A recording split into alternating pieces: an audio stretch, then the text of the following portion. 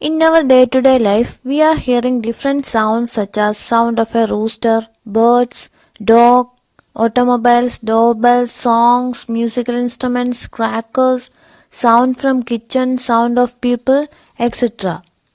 You come to know easily that someone is at your door when he knocks or you hear the sound of the doorbell. Most of the time, you can make out that someone is approaching you by just hearing the footsteps.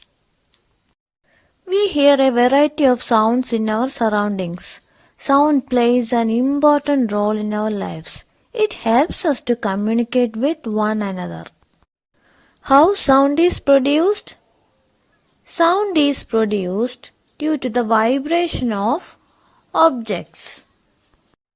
Then, what do you mean by vibration? The to and fro motion or the back and forth motion of an object is called vibration. When the tightly stretched strings of a guitar is plucked, it vibrates and produces sound.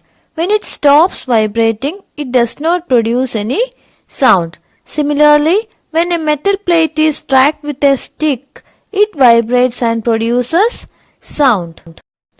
Now, identify the vibrating parts in different musical instruments. In guitar, veena, violin, etc., the stretched strings vibrates and produces sound. In drums, tabla, etc., the stretched membrane is the vibrating part.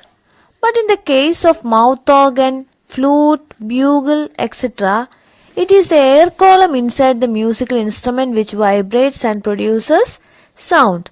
So, the vibrating part is different in different musical instruments.